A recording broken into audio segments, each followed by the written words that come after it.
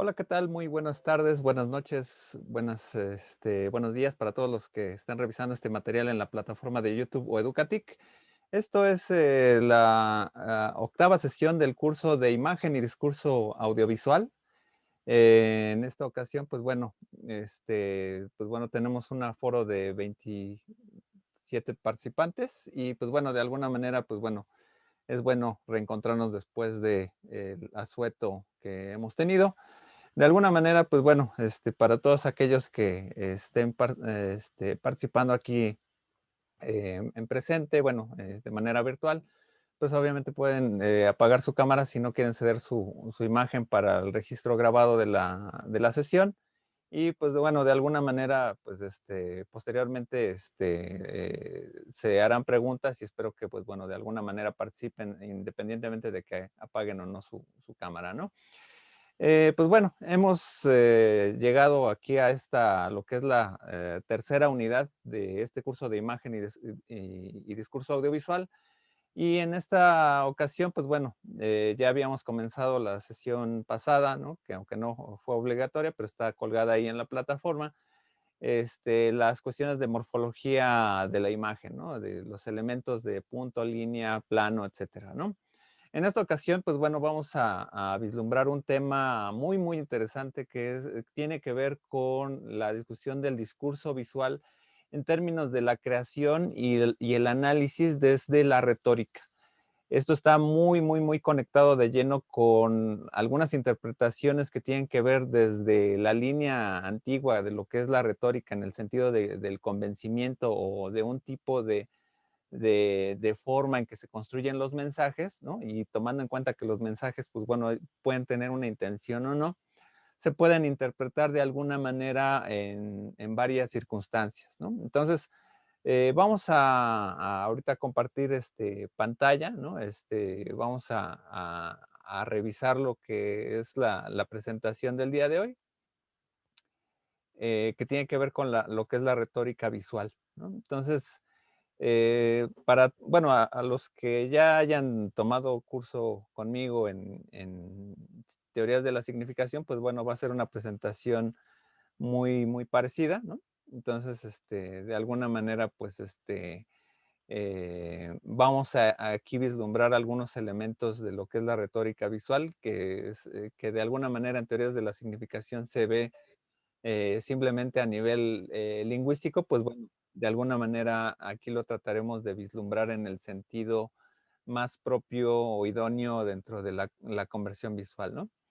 Entonces, los objetivos de la sesión sería ubicar de la retórica pues, sus elementos más principales, ¿no? Conocer los elementos básicos de clasificación en la retórica y aplicar las ideas de los tropos al análisis o construcción de mensajes visuales, ¿no? Vamos aquí a vislumbrar, bueno, que la retórica es una de las antiguas disciplinas relacionadas con el lenguaje, al igual que la gramática y la lógica. Desde la antigüedad tomó un sentido muy importante por la oratoria y el discurso oral. Entonces, de alguna manera vamos a estar vislumbrando aquí una dimensión que tiene que ver muy, muy de lleno con el análisis oral, ¿no? Y que en algún momento de la historia se transformará en la parte escrita y ya en la época contemporánea, pues muchas de las disciplinas de la comunicación, pues bueno, se abordarán sobre todo por el análisis de los mensajes, ¿no?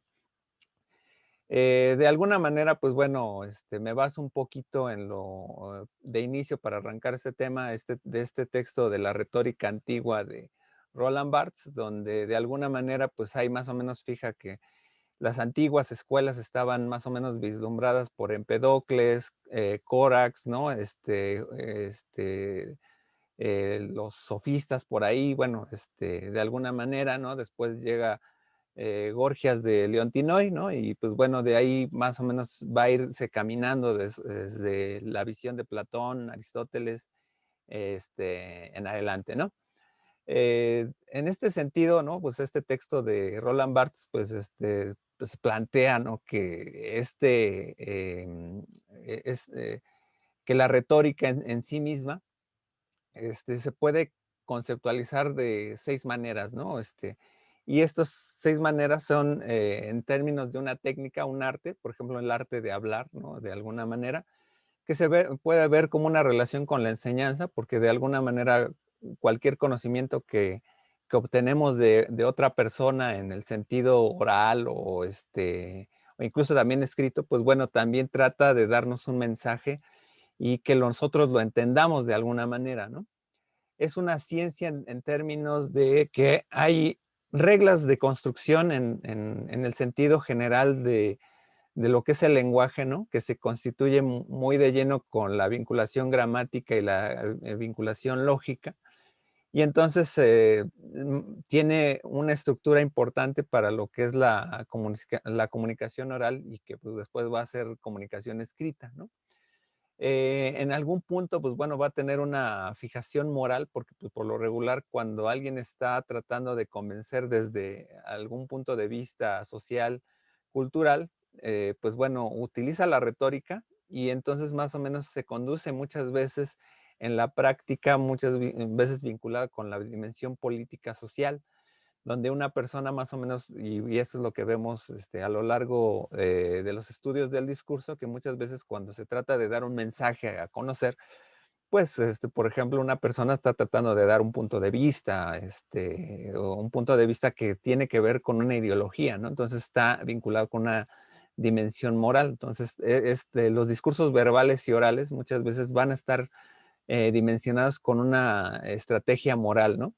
Tiene una dimensión práctica social porque, bueno, en términos de convivencia, nosotros, de alguna manera, cuando estamos platicando un tema, cuando nosotros estamos eh, tratando de llevar una discusión a cabo, ¿no? Tenemos un argumento y ese argumento lo queremos que la otra persona lo conozca, ¿no? Entonces, pero esto no solamente se reduce a los ambientes públicos como si yo estuviera en un estrado político, sino que simplemente, por ejemplo, cuando tú estás tratando de hablar con un amigo, una amiga, etcétera, sobre algún punto de vista, ¿no? Sobre qué ropa es la mejor que te conviene, etcétera, o qué película, o por qué una película es mejor que otra, ¿no? O si te gustó el Snyder Cut, o si te gustó, si te gustan más las películas de Marvel, o si no te gusta WandaVision, etcétera, pues das un punto de vista, ¿no?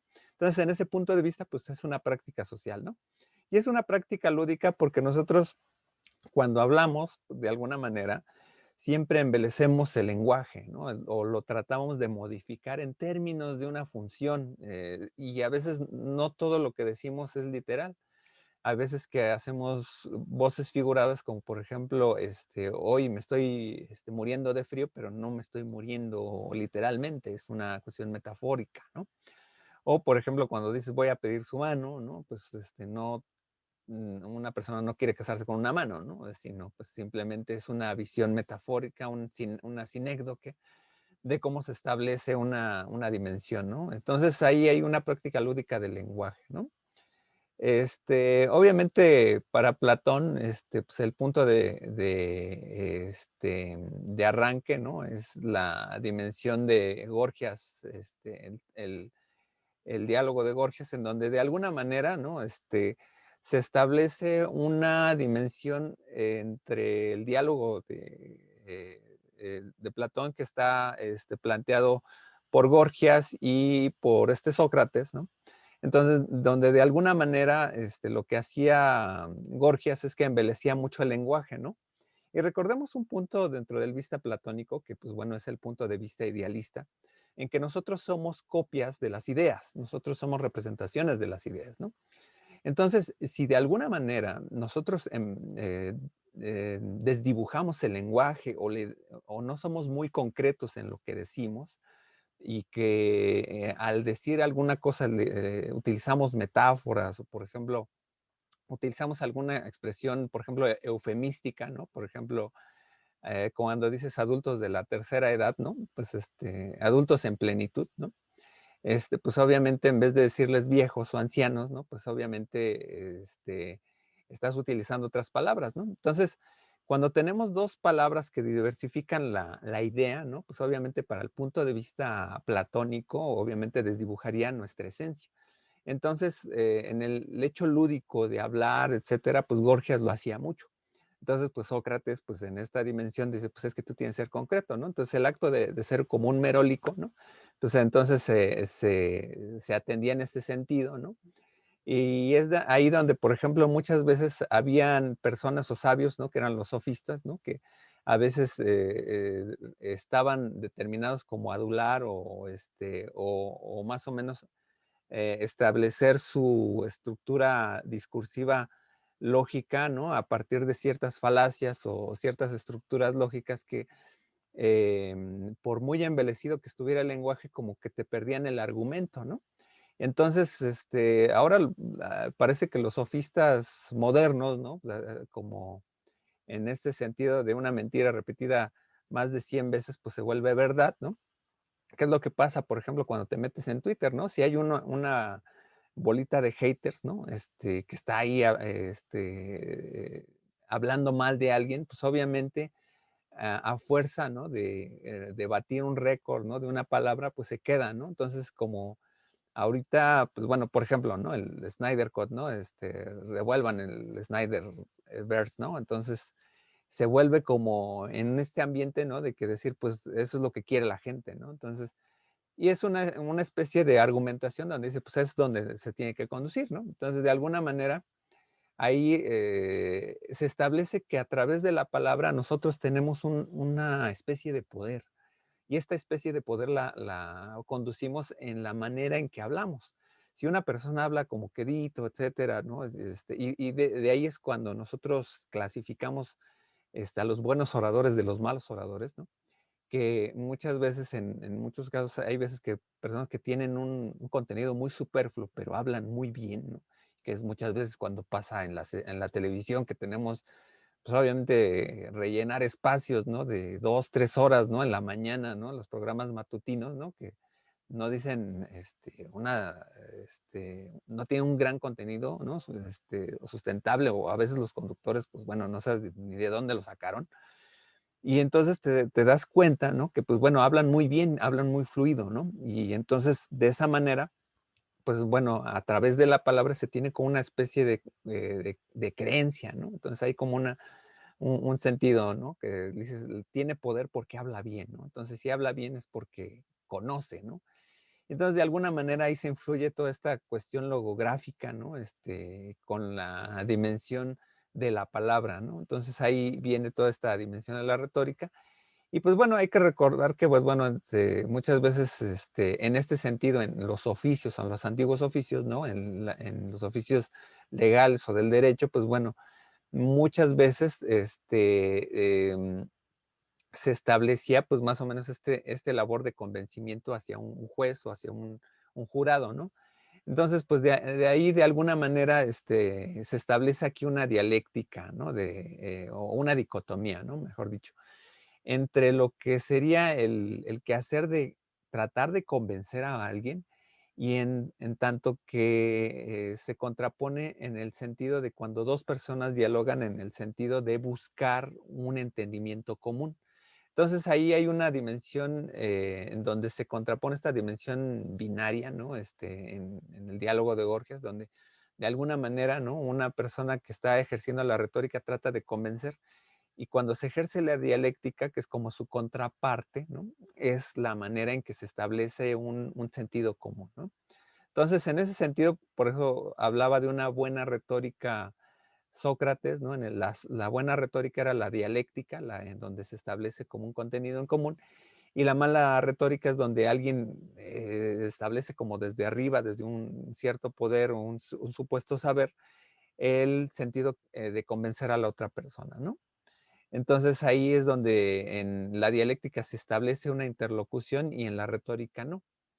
Eh, Sin embargo, bueno, pues luego llega Aristóteles y Aristóteles, pues bueno, va a retomar la retórica en un sentido de la comunicación hacia el público, ¿no? Y que, pues bueno, tiene cuestiones útiles, ¿no? En el sentido de que, bueno, se establece una técnica y una ciencia, ¿no? A través de la dimensión en que se construye un enunciado, un mensaje, ¿no? Se establece una técnica retórica, ¿no? Que es la comunicación al público, pero también una técnica poética en el sentido de evocar imaginariamente o generar imágenes, ¿no? De las imágenes que tenemos verbalmente, ¿no? O sea, porque estamos apelando a lo que el otro, el discurso del otro, pues bueno, de alguna manera, digo, la recepción del otro establezca un contacto con lo que yo estoy diciendo, ¿no? Entonces ahí también se establece que, pues bueno, quien maneja la retórica, pues bueno, está obligado, más o menos, en términos generales, ¿no? A tener cierto conocimiento, un bagaje general, ¿no? Porque no solamente es hablar por hablar, sino tener dominio de ciertos temas, ¿no? Que en algún momento en la arena política, en la arena judicial o deliberativa, etcétera, pues va a poner en práctica, ¿no? Entonces, de aquí de alguna manera, pues bueno, esto va a influir incluso hasta la Edad Media, ¿no? Va a influir a los latinos como Cicerón, Quintiliano, Plutarco o Halicarnaso, y que pues bueno, de alguna manera con la Edad Media, pues bueno, esto se va a profundizar en la dimensión escrita, ¿no? En qué tanto puedes argumentar en un texto escrito, ¿no? En Aristóteles, pues bueno, obviamente está su texto clásico de la retórica, que está dividido en tres apartados, ¿no? En el libro uno, pues bueno, habla de lo que es el contrapunto de la dialéctica, ¿no? O, por ejemplo, ahí se establece lo que de alguna manera es como la retórica como contraparte, ¿no? De la dialéctica. No desdice a Platón, sino que en cierta manera dice, pues bueno, es una herramienta útil para el discurso lingüístico verbal, bueno, dentro de la comunicación oral, ¿no? Este, pero de alguna manera, pues bueno, establece ciertos elementos, ¿no? Lo que es el emisor, la argumentación, los tres géneros donde más o menos tiene un impacto, que sería el género judicial, el deliberativo, donde pues se utilizaba muchas veces como en la política, cuando se habla de un tema de economía, guerra y paz, defensa, etcétera, leyes, ¿no? Y el epidíctico, que es un género de exhibición, ¿no? Como cuando se habla, por ejemplo, en términos de lo que es pues la construcción poética de un discurso, ¿no? O sea, cuando estás formalizando, pues bueno, embellecer el lenguaje por embellecerlo, ¿no?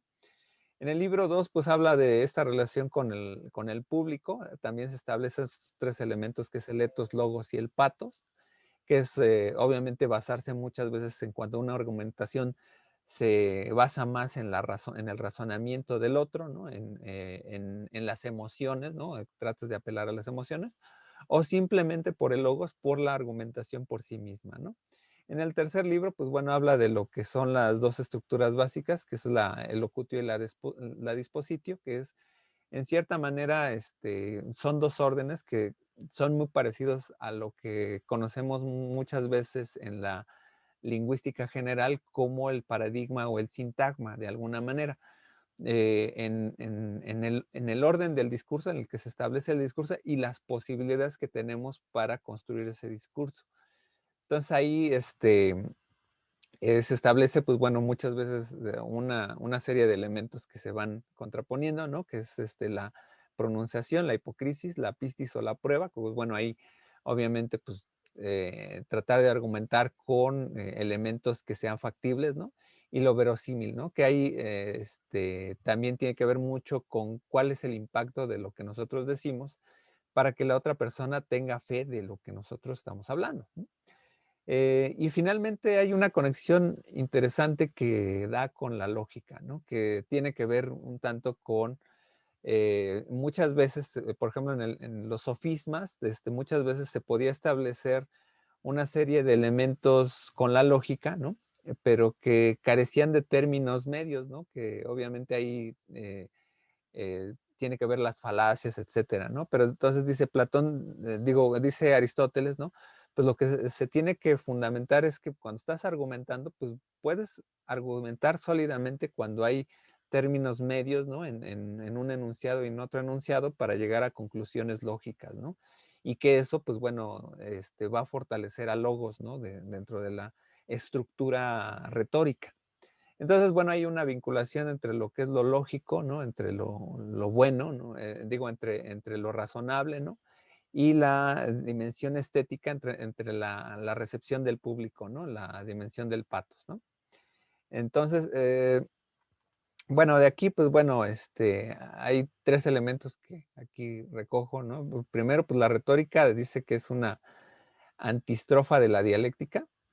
La antistrofa, bueno, es una palabra que tiene que ver con cómo más o menos se hacían los cantos, ¿no? En la antigüedad, en donde más o menos había, como en una canción, ¿no? Hay una parte en donde das una parte de la canción y luego viene el coro. El coro era como la antistrofa, ¿no? De lo que se está cantando, ¿no? Que acompaña, ¿no? A la dialéctica, ¿no? Y que bueno, de alguna manera, ¿no? Esto va a dar sentido en la dimensión total del discurso.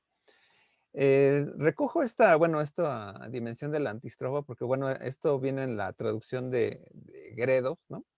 Hay algunas otras traducciones que dicen que, pues bueno, es como la oposición, ¿no? De la dialéctica, ¿no? Entonces, en esta dimensión de la traducción de Gredos, más bien lo ve como complementario, no lo ve como una cuestión en que choca como lo veíamos con Platón, ¿no? Dimensiona aquí de alguna manera el concepto de retórica como la facultad de teorizar lo que es adecuado en cada caso para convencer. O sea, está dimensionado en que cualquier uso de elementos, ¿no? En donde tú das una explicación, o sea, por eso teorizar, ¿no? Pues de alguna manera está vertido en cualquier discusión, o sea, cualquier tema que queramos exponer, ¿no? Entonces, lo que a ella concierne como arte no se aplica sobre ningún caso específico, o sea, en el sentido de que pues, podemos hablar de una argumentación retórica en la política, en alguna otra área, en la economía, ¿no? En la sociedad, ¿no? Etcétera, ¿no? Entonces, de alguna manera, pues bueno, es una especie de dimensión que se vislumbra con el lenguaje mismo, ¿no? Eh, Aquí con la oratoria, pues bueno, se confunde muchas veces con la sofística, con el uso del discurso de la oratoria, ¿no? En los sofismos se trata de usar argumentos falsos, ¿no? Por ejemplo, un argumento sofista sería, todos los hombres son mortales, ¿no? El gato es mortal, el gato es un hombre, ¿no? O sea, estás conectando los términos medios, ¿no? En una dimensión en donde no hay una conexión, ¿no? Específica, deductiva, ¿no? Entonces, sino que estás aplicando los casos, ¿no? Entonces, hay muchas veces los sofismas puede subvertir muchas veces explicaciones, ¿no? Engañosas, ¿no? Si las aplicas mal, ¿no? Entonces en este sentido, pues bueno, con la oratoria, pues bueno, algo que explicaba ya, ¿no? Pues se mezcla con lo que son los géneros, ¿no? Lo judicial, que muchas veces se aplica muchas veces en los casos, ¿no? Legales, etcétera. Los deliberativos, que bueno, tienden muchas veces a la política, a las discusiones en público, ¿no? En una congregación, ¿no? Etcétera, estás dando un tema, ¿no? O el epidíctico, que pues bueno, tiene que ver muchas veces con el arte, ¿no? Con el arte verbal, ¿no? Tienes consecuencias en el sentido de la razón, la palabra y las emociones. O sea, en realidad es etos, el patos y el logos, ¿no?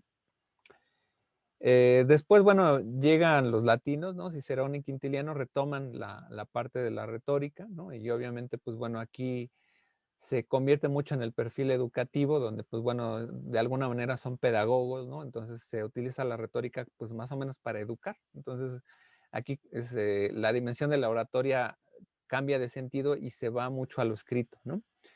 Entonces, acá, en lo que voy a mostrar, pues bueno, aquí es lo que es el septennium y el trivium, que bueno, son las tres grandes ciencias, ¿no? Que más o menos se establecen, ¿no? Que es la gramática, ¿no? La dialéctica o la lógica y la retórica, ¿no? Más o menos, de la gramática, pues bueno, en el siglo 7 al 10, ¿no? Pues bueno, Doinato y Prisciano pues dan partes y reglas de cómo se establece la gramática, ¿no? Las escuelas modistas especulativas y este, mm, ¿cómo se llaman? Los modos de significar, significante y designación, ¿no? De la dialéctica, pues bueno, hay, bueno, es lo que recoge aquí más o menos Barthes, ¿no? El siglo XIV, el siglo XV, ¿no? La retórica, pues más o menos tiene un papel importante en lo que es el siglo V al siglo VII, ¿no? Y es donde más o menos, pues bueno, tenía un papel importante o preponderante, ¿no? Entre lo que fueron los estudios, ¿no? Obviamente el trivium, pues bueno, se complementaba con lo que era el quadrivium, que era el estudio de la aritmética, la astronomía, la geometría y la música, y que de alguna manera, pues estos eran los grupos de materias que más o menos se estudiaban en la época medieval, ¿no? Eh, establece Roland Barthes que, pues bueno, hay una muerte de la retórica antigua, la poética, de la retórica antigua como se establecía con los griegos, ¿no? Pero de alguna manera pues queda un vestigio por ahí, ¿no? En donde se trata como de retomar hacia una nueva retórica, ¿no? Este, Hay varios elementos, ¿no? La poética de Aristóteles comienza a ser traducida en 1498, ¿no? Comienza a ser útil en la enseñanza, pero débil en otros aspectos, o sea, se pierde el aspecto de la oratoria, ¿no? Se mantiene, pues obviamente, por algunas comunidades, como los jesuitas y luego en Lieja, ¿no? Luego vamos a ver que pues, el grupo Mew, pues vamos a retomar mucho esto.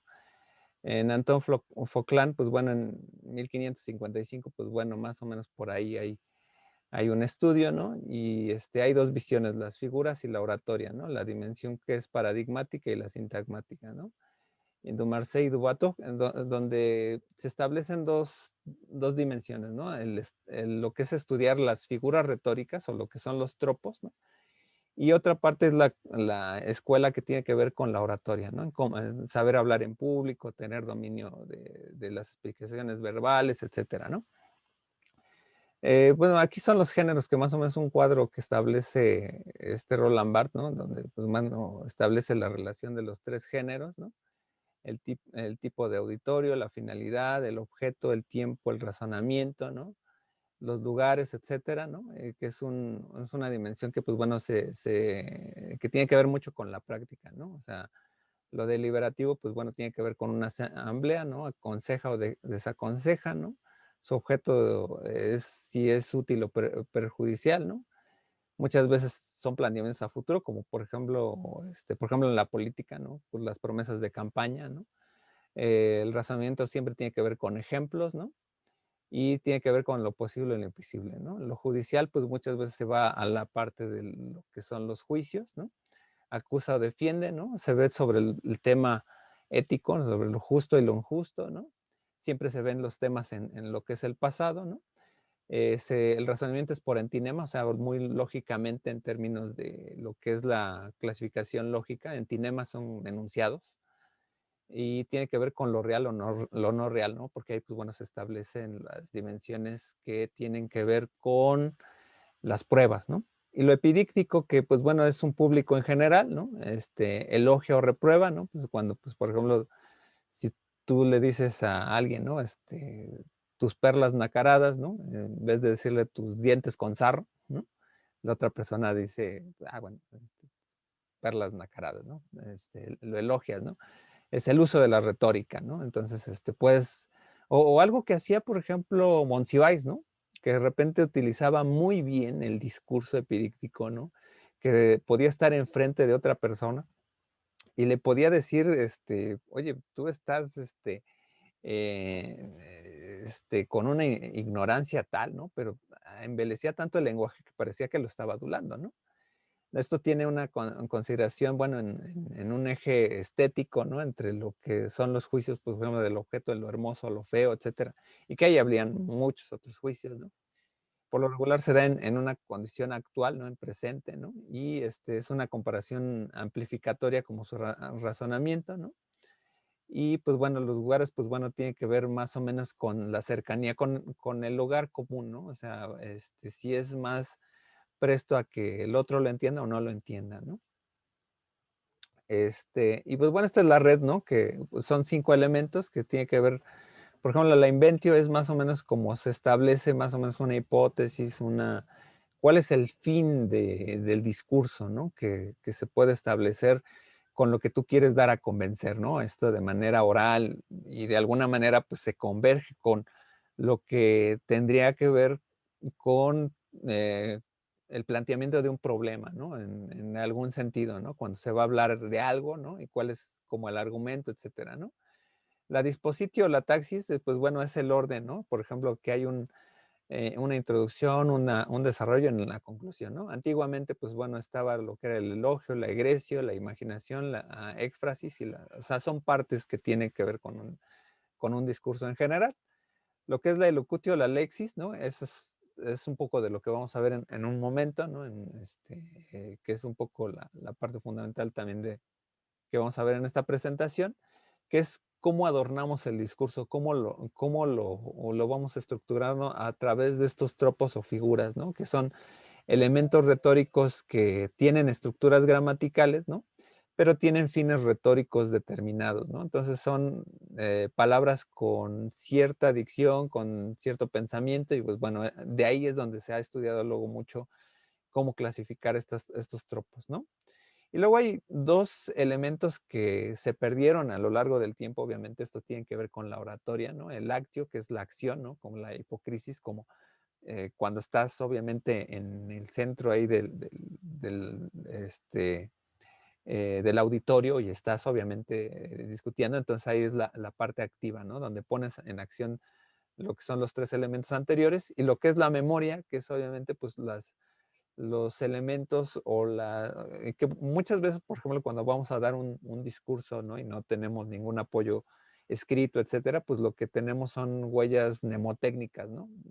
Son elementos de memoria, ¿no? Y de hecho, la mayor parte de personas, o por ejemplo, pensando, por ejemplo, en los actores, ¿no? Que dice, de repente hacen acto de improvisación. Pero realmente, por ejemplo, en cierta manera nadie improvisa al 100%, ¿no? Porque tienes como ciertas herramientas, cierto tipo de conductas que más o menos recuperas, ¿no? O de repente dices, vas con los temas y de repente, aquí es donde entra el chiste que voy a contar, ¿no? Y de repente, aquí va la anécdota que va a reforzar el tema, ¿no? Entonces, son elementos de memoria que, pues bueno, tienen que ver con esta red que más o menos pone como resumen Roland Barthes, ¿no? Y luego la nueva retórica en el siglo XX, pues bueno, aquí obviamente viene el resurgimiento, pues bueno, con los estudios del lenguaje, ¿no? Y que bueno, de alguna manera se establece, pues bueno, todo lo que de alguna manera ustedes han visto en teorías de la significación, ¿no? Estudios del lenguaje, la lógica, la semiótica, ¿no? Saussure, Peirce, James Lefebvre, ¿no? Y que pues bueno, de alguna manera, como converge mucho con la comunicación, la retórica, pues bueno, tiene un sentido importante en la dimensión de construcción del mensaje, ¿no? Aquí es donde comenzamos a establecer los dos grandes elementos de las dos grandes escuelas de semiótica, ¿no? Que es el estudio del pensamiento y el estudio del discurso. De aquí, de alguna manera, si lo dimensionamos en la parte de pensamientos, muchas veces se va a confundir con la dimensión del signo o la significación, pero cuando lo aterrizamos a la dimensión del discurso, lo que vamos a establecer es que hay una construcción intencional de un mensaje. O sea, esta es la gran dimensión que, por ejemplo, vamos a comenzar a ver dentro de la publicidad, dentro del cine, dentro de los cómics, dentro de, incluso hasta, pues yo creo que de los videojuegos, ¿no? Por ejemplo, en cómo estructuras los elementos a tu disposición y con eso comienzas a tratar de contar algo, ¿no? Y eso que cuentes va a tener una significación específica, ¿no? Entonces, aquí, pues obviamente, en los estudios clásicos del discurso, ¿no? Pues bueno, van a estar Roland Barthes, Jacques Durand, Georges Perrineau, Grupo Mu, entre otros, ¿no? Eh, Hay un primer punto que, bueno, se le dedica, ¿no? En esencia, a darle un papel a Perelman, ¿no? Porque, pues bueno, comienza más o menos a dimensionar que, pues bueno, dentro de todos los ejes de la práctica retórica, pues más o menos quien lo sigue estableciendo, pues más o menos es la área del derecho, ¿no? El área del derecho, pues más o menos trata de establecer el convencimiento sobre una postura, sobre defender o acusar, ¿no? Sobre las evidencias, ¿no? Por ejemplo, el derecho anglosajón, pues bueno, va muchas veces directamente a la oratoria, ¿no?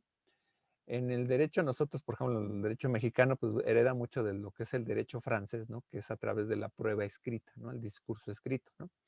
Pero a través de cualquiera de los dos, de las dos escuelas, ¿no? Lo que se trata de más o menos integrarse más o menos con la dimensión de la lógica, ¿no? Pero pues aquí es donde entra, pues bueno, qué tanto los valores son razonables, ¿no? De una sociedad, ¿no? En términos de una práctica, ¿no? Y que pues bueno, esto finalmente dé un sentido razonable, ¿no? O sea, sabemos que muchas veces no todas las leyes pues siempre llegan a ser razonables, ¿no? De hecho hay leyes extrañas, ¿no? Donde, pues, por ejemplo, ya no tienen sentido, ¿no? Por ahí hay unos videos, ¿no? De las leyes más extrañas del mundo, ¿no? Donde, pues, por ejemplo, ya creo que en el Reino Unido creo que no puedes ir gritando cosas en contra del rey en una calle, ¿no? Por ejemplo, ¿no? Entonces, por ejemplo, y pues nadie te va a arrestar porque, pues bueno, es una ley que ya no tiene sentido, ¿no? Pero bueno, de alguna manera, pues ese sentido, ¿no? Que bueno, esto tiene que ver mucho con el sentido común, pues bueno, de alguna manera, ¿no? Cuando se establece un caso de jurisprudencia, ¿no? Pues establece muchas veces el sentido común, pues para más o menos determinar cuál es el sentido de argumentación sobre algún punto, ¿no?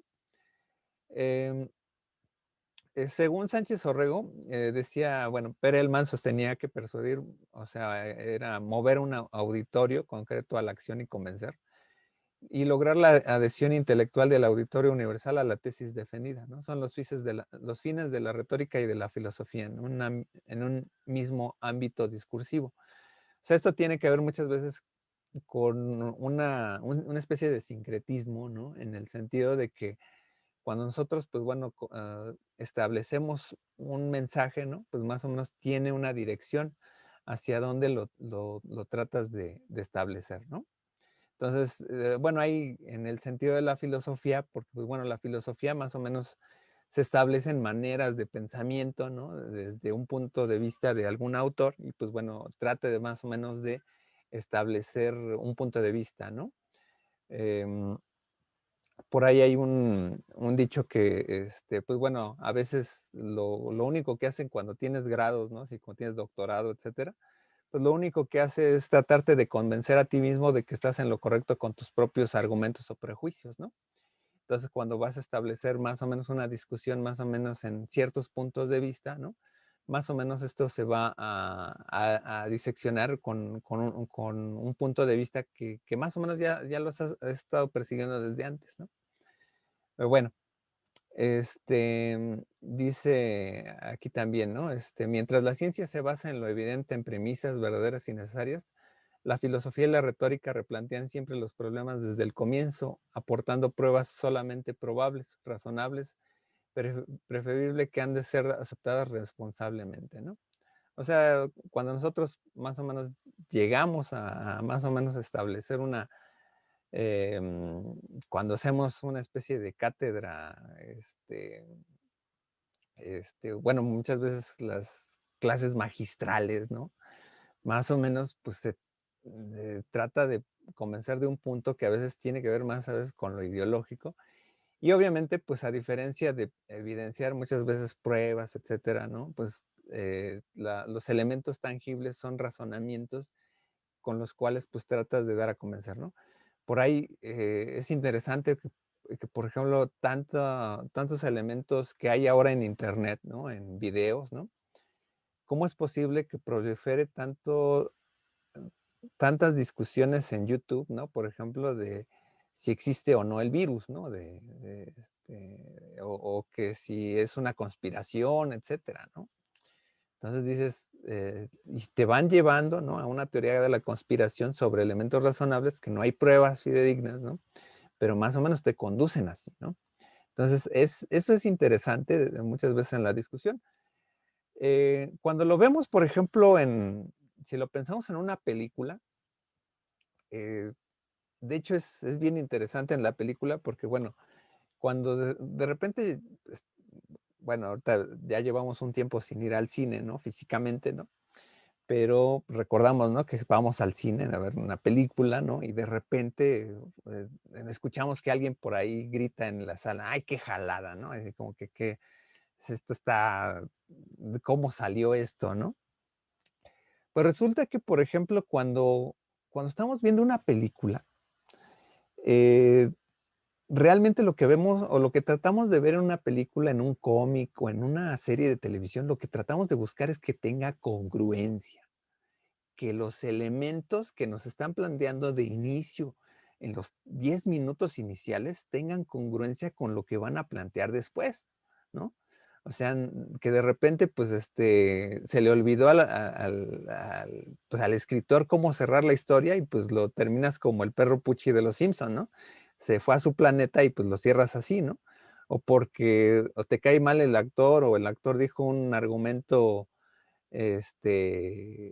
políticamente incorrecto, lo corren de la producción y pues lo cierran así, lo matamos, ¿no? Entonces de repente, dices, pues como que no hay congruencia, ¿no? Como, no sé, por ejemplo, tres hombres y medio, dos hombres y medio, ¿no? La serie, ¿no? Que cambian al actor, ¿no? Al final, ¿no? Pues dices, pues bueno, ya la serie ya no tiene sentido, ¿no? O por ejemplo, esta serie de Kevin Spacey, ¿no? De política, ¿no? Entonces de repente, ay, pues ya, la serie ya no tiene congruencia, ¿no? Entonces, muchas veces cuando vemos películas que no tienen fundamento en los argumentos que están planteando al inicio, ¿no?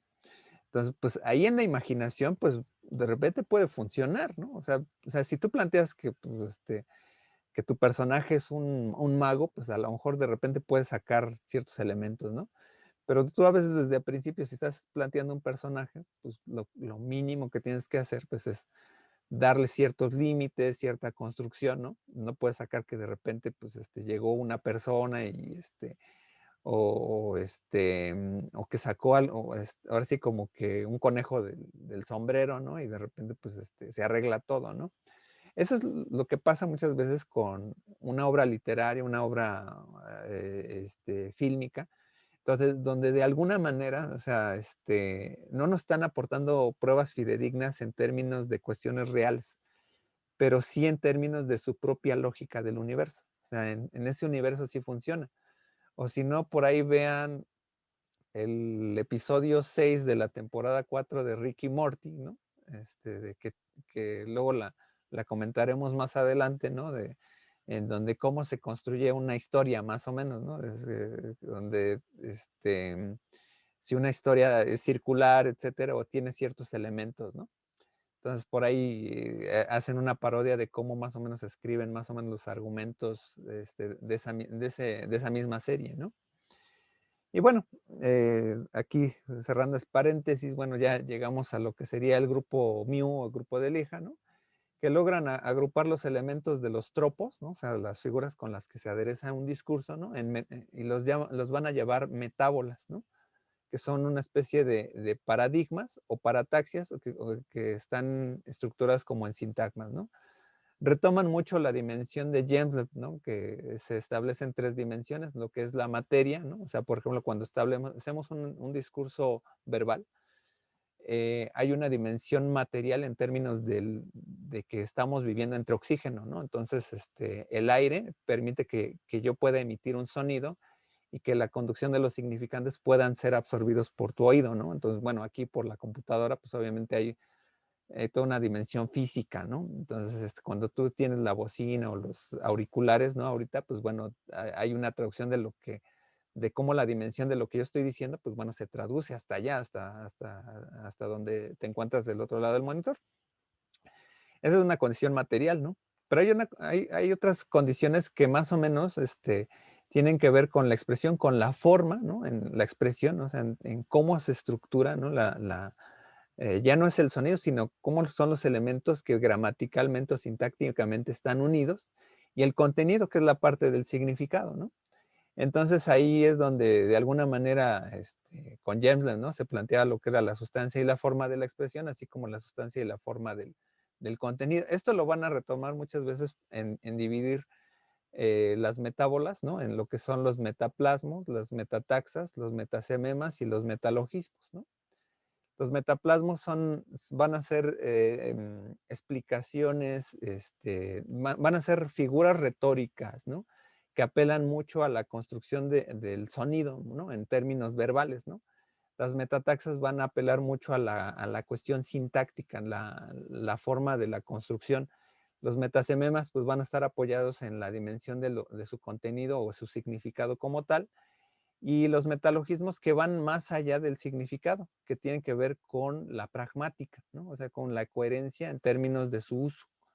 Entonces, este tipo de metábolas, ¿no? Pues bueno, van a ser más o menos clasificadas, es la que más o menos voy a utilizar más adelante, pero vamos a ver aquí, vamos a ver que de repente van a haber otros autores que comienzan a establecer esta dimensión de la importancia de la retórica. Bueno, con Roland Barthes, bueno, esto voy a pasar rápido estas imágenes, debido a que, bueno, estas tienen que ver muchas veces con el famoso esquema de la denotación y la connotación, ¿no? Lo que recordamos, bueno, este texto de retórica de la imagen es que Roland Barthes comienza a hacer un análisis de carteles de publicidad. Entonces, hay elementos que están prestos como a la descripción de lo que está en el cartel, ¿no? Tiene figuras, un poco como lo que vimos la sesión pasada de los elementos morfológicos, que pues, diríamos tiene un punto, tiene línea, tiene etcétera. Y la parte connotativa, ¿no? Bueno, que la parte denotativa llega a un punto en donde dices, bueno, ahí se ve con la figura de un gato, ¿no? Entonces, de repente, en la connotación, pues bueno, ese gato, ¿qué significa? Puede tener un valor simbólico, por ejemplo, en la cultura egipcia, ¿no? Es una cuestión deificable, ¿no? Entonces, en términos de un cartel, pues una cosa es lo que puedes ver como literalmente, ¿no? Lo que se ve en términos de lo que tú describes. Y otra cosa es como el significado oculto, ¿no? Lo connotativo, ¿no? Que es la parte de la interpretación que tiene que ver un poco ahí la parte pragmática en tú cómo interpretas, ¿no? Por ejemplo, te están anunciando agua Bonafont y pues sabes que es un vaso de agua, ¿no? Pero de repente te ponen a la modelo, ¿no? Muy delgada, ¿no? Con la botella de Bonafont. Entonces, no solamente están diciendo agua, ¿no? Que están vendiendo agua, ¿no? En la parte denotativa, sino que connotativamente están diciendo, el consumo de este producto favorece cierto tipo de salud, con lo cual tú puedes estar más delgado, ¿no? Entonces, en este sentido, pues bueno, es donde más o menos comienza a ubicar estos dos elementos de la denotación y connotación, que obviamente retoma de James, ¿no? Y pues bueno, lo que utiliza es la parte del anuncio de Panzani, ¿no? Entonces aquí, pues bueno, ya es un análisis del discurso, ¿no? Donde aquí hay un elemento donde hay un mensaje lingüístico, un mensaje icónico codificado y uno no codificado, ¿no? El lingüístico pues, son todas las palabras que están ahí, ¿no? El icónico codificado, pues es decir, pues bueno, hay unas pastas, unos tomates, etcétera, ¿no? Y el no codificado es lo que decía, pues bueno, ahí lo que se trata de connotar es la italianidad, ¿no? En ese sentido, ¿no? Entonces, la parte lingüística es muy directa porque es un lenguaje arbitrario que nosotros tenemos. Y lo icónico, pues bueno, aunque de alguna manera, pues se puede ayudar a veces con lo lingüístico, ahí donde tiene la función de anclaje y relevo, ¿no? En donde de alguna manera se puede ahí sobreentender, ¿no? Pasta y pues bueno, vemos que es una pasta, ¿no? Este, lo lingüístico pues forma parte de lo que es la denotación, ¿no? Pero también existen las partes gráficas que es como describir lo que está en el cartel, ¿no? Y pues bueno, de ahí de alguna manera, pues bueno, establecemos lo que son colores, líneas, etcétera, ¿no? Las representaciones gráficas, ¿no? Ahí pues bueno, si hay imagotipos, dibujos, ¿no? Entonces son referentes que podemos más o menos codificar. Y eso es pues, parte de lo que es lo icónico codificado, ¿no? Es una denotación visual de manera literal de lo que vemos. Y en un segundo nivel, pues bueno, cómo la cultura más o menos establece significados propios que ya son propios de lo simbólico, ¿no? De hecho, Roland Barthes a veces establece muchas veces un análisis más propio de lo que es el simbolismo, ¿no? Es una simbolística, ¿no? Más que una semiótica, ¿no? Es una simbolística en cómo la unión de varias cosas pues dan a sintetizarse en un producto de comunicación o de significación, ¿no? Entonces, pues bueno, aquí, bueno, voy a pasar de rápido, ya más o menos expliqué esta parte, ¿no? De lo que son la estructura de lo que está escrito, ¿no? Y pues bueno, tiene una función de anclaje a lo escrito, ¿no? La denotación visual, pues bueno, es la diversidad ahí de los elementos y lo connotativo es la italianidad, ¿no? Pero aquí hay un último elemento, ¿no? Donde Roland Barthes en este análisis comienza a hablar de figuras retóricas, ¿no? Por ahí habla, obviamente las figuras clásicas, ¿no? Habla de lo que es la metonimia y la metáfora, ¿no? La metáfora, pues obviamente puede tener un orden más como lo que es el paradigma, que puedes poner o construir cualquier elemento con las posibilidades que puedes decir, y la metonimia ya se ancla como en una parte sintagmática, ¿no? Una metáfora, pues obviamente nosotros lingüísticamente podemos hacer enunciados con metáforas, ¿no? Por ejemplo, decir, em, se subió a su nave y se fue rápido, ¿no? Y la nave, pues obviamente a veces se connota como si fuera un auto, ¿no? Por ejemplo, se fue en su nave, ¿no? Pero no es una nave como los navíos, ¿no? No es un barco, ¿no? Entonces ahí tiene un sentido, ¿no? Una metonimia, pues puede tener un sentido parecido, ¿no? Que es, por ejemplo, cuando dice, compró un Picasso, ¿no? Entonces, un Picasso, pues, por ejemplo, dice, no compró una persona que sea Picasso, ¿no? Entonces, sino que se establece en el sentido que hay una derivación de la cosa al objeto que está construido, ¿no? Entonces, más o menos en este sentido, pues bueno, hay una dicotomía entre lo que es la metáfora y la metonimia, más o menos para establecer lo que son los procesos de connotación. De hecho, por ahí en este anuncio habla, por ejemplo, de ahí de otra figura que es el asíndeton, que un asíndeton es cuando es parecido a la elipsis, y cuando tú más o menos quitas elementos de una oración y la sintetizas, ¿no? Por ejemplo, vine, vi y vencí es un asíndeton, ¿no? En donde, por ejemplo, esta oración de este conquistador, ¿no? Este, eh, donde sintetizaba más o menos el acto de llegar, pues no, y sintetizar el proceso de guerra, ¿no? Y de la victoria, ¿no? En tres elementos, vine, vi y vencí, ¿no? Entonces, en ese sentido, pues bueno, una síndeton más o menos a veces se establece en que nosotros estamos haciendo relaciones de los elementos que estamos viendo en pantalla y que hacemos relaciones, por ejemplo, ¿qué relación tiene la red con una pasta o qué relación tiene que ver con un tomate, ¿no? Que hacemos esa conexión, ¿no? En términos de una dimensión sintagmática, ¿no? Entonces ahí es importante cuando Roland Barthes mezcla mucho lo que es la retórica, ¿no? Luego llega Jacques Durand y Jacques Durand es un poco más analítico y retoma los dos elementos entre lo que es la parte del paradigma y el sintagma. El paradigma como las posibilidades con las que puedes construir un sintagma, ¿no? Y los sintagmas como ya los elementos ya construidos, ¿no? Él comenzó a dimensionar estos elementos aplicando la retórica a lo visual ya, en términos de cómo se construyen en la publicidad muchas órdenes de convencimiento, ¿no? Hay veces en que si ponemos una fotografía, la podemos construir con ciertos elementos posibles, ¿no? No hay un elemento finito, por ejemplo, de imágenes, ¿no? O sea, eso es interesante cuando construimos un discurso, sino que podemos establecer con X número de formas, ¿no? Por ejemplo, si yo tomo una fotografía, ¿no? De un volcán, ¿no? Y el volcán, Iztaccíhuatl, ¿no? Y alguien toma una fotografía del volcán Krakatoa, ¿no? Entendemos todos que es la figura de un volcán, ¿no? Tenemos una dimensión visual que más o menos puede entender que por la forma cada uno de nosotros puede establecer una orden del discurso y aunque no usemos los mismos elementos visuales, ¿no? Entonces, más o menos, esto es lo que va a pasar con la retórica, ¿no? En términos de forma o de construcción, lo que vamos a tener es que en orden así como si tuviéramos nuestro menú en términos de lo que es el paradigma y el sintagma cuando establecemos oraciones, ¿no? hay posibilidades, ¿no? O sea, y él va a determinar que hay 5 especies de paradigma, ¿no? O 5 órdenes de paradigma que son identidad, la similitud, la diferencia, la oposición y las falsas homologías, ¿no? Que esto es más o menos como la postura en que más o menos podemos agrupar las figuras retóricas en las dimensiones de contraposición, ¿no? Entre unas y otras, ¿no? Y en términos sintagmáticos, tiene que ver con la adjunción, la supresión, la sustitución o el intercambio.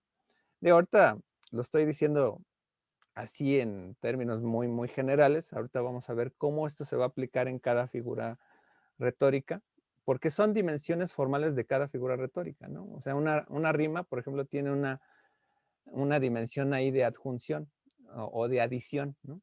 Se repite algo, ¿no? Pero tiene una similitud, ¿no? Entonces, ahí se establece una relación de contenido, ¿no? Como dices, em, por ejemplo, una rima, ¿no? El bazar y se va a acabar, ¿no? Se va a acabar el bazar, ¿no? Entonces, tiene una relación fónica de repetición ar, ¿no? Por ejemplo, ¿no? Entonces, pero está también una dimensión comparada de las dos palabras, ¿no? Entonces, ahí más o menos ahí hay una dimensión de adición, ¿no? Entonces, vamos a ir adelantando esto.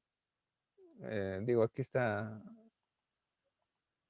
eh, es- se establecen dos elementos, ¿no? Que establecen, ¿no? En vez de hablar de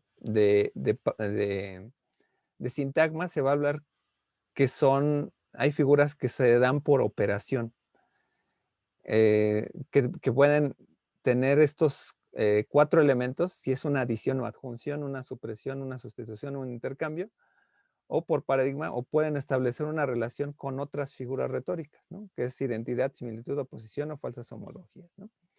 Vamos a ir viendo que, bueno, esto lo retoma Marian López Cao, ¿no? En el texto que revisaron, ¿no?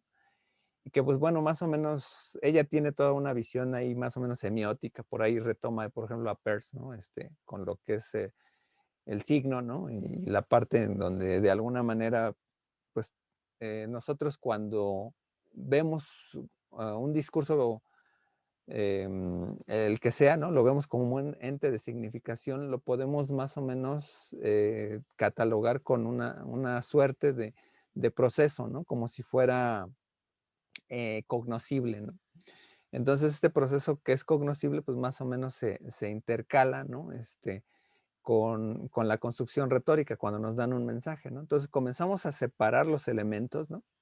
De hecho, esto tiene que ver mucho con también la dimensión artrológica de la semiótica o la semiología. Separamos los elementos, o sea, lo que hacemos con los discursos es deconstruir. O sea, entonces, cuando vemos estos elementos constantes, vamos a ver si hay figuras retóricas que tienen adición, supresión, sustitución e intercambio como elementos que van a ser constantes, ¿no? Y también estos elementos de identidad, similitud, diferencia y oposición de relaciones, ¿no? Eh, Digo, aquí para ya no hablar tanto en clave, vámonos con las figuras retóricas, ¿no? Y esto creo que van a ir entendiendo un poquito mejor, ¿no? Vamos a ir con esta dimensión de las metábolas divididas por metaplasmos, metataxas, metasememas y metalogismos, ¿no? Los metaplasmos tienen que ver con lo auditivo, ¿no? Entonces vamos a ver una especie de metaplasmos, ¿no? Donde, por ejemplo, aquí tenemos, por ejemplo, 3 figuras retóricas que son de adición, en donde, por ejemplo, yo tengo la palabra tenedor, ¿no? Entonces, por adición, auditivamente, yo quiero jugar con las palabras, ¿no? Entonces, yo quiero, en vez de decir tenedor, digo patenedor, ¿no? O puedo decir latenedor o tratenedor o lo que sea, ¿no? Porque me gusta jugar con la cuestión auditiva, ¿no? Entonces, si yo le añado un elemento al inicio, pues es una prótesis, ¿no? Entonces es un patenedor. Si le doy una adición en medio de la palabra, entonces diría un tenepador, ¿no? O podría ser un tenetrador, ¿no? O lo que sea, ¿no? Le doy una partícula con la que estoy jugando verbalmente, ¿no? Una parágoge es una adición al final, ¿no? Entonces un tenedor pa, ¿no? O tenedortra, ¿no? Etcétera, ¿no? Hay palabras que, pues bueno, más o menos, con el uso cotidiano, pues más o menos se han establecido así, ¿no? O en algunos casos se han tomado como buenas cuando, pues obviamente por el ciclo del habla, ¿no? Etcétera, por el uso, pues a veces se hacen, una dimensión viable así, ¿no? O por ejemplo, ahora que se habla del todes, bueno, ahí hay una operación de intercambio en el todes, en vez de decir todos, el todes es una operación de intercambio, ahí sería una metatesis, ¿no? O sea, se cambia un elemento que está de fuera, ¿no? Y se hace un intercambio, ¿no? Pero bueno, de niños, por ejemplo, cuando hablaban en clave bafa, bafa, o bafa, ¿no? Etcétera, ¿no? Le aumentaban una sílaba, pues obviamente se hacían operaciones de adición, ¿no? Si tenemos una metaplasmos de supresión, tenemos estas tres figuras, ¿no? Que es la aféresis, la síncopa y el apócope, ¿no? Que son similares a los anteriores, ¿no? En donde nosotros ya tenemos la palabra, pero en vez de sumar, obviamente le restamos, ¿no? Entonces, aquí em, por operación sintagmática, ¿no? Entonces tenemos una dimensión en donde se le resta, ¿no? Entonces, la supresión puede ser aquí, en vez de decir tenedor, se le dice nedor, por ejemplo, ¿no? Una síncopa, en vez de decir tenedor, se dice tedor, ¿no? En apócope, pues sería un tene, ¿no? Etcétera, ¿no? O por ejemplo, muchas veces cuando en algunas palabras, ¿no?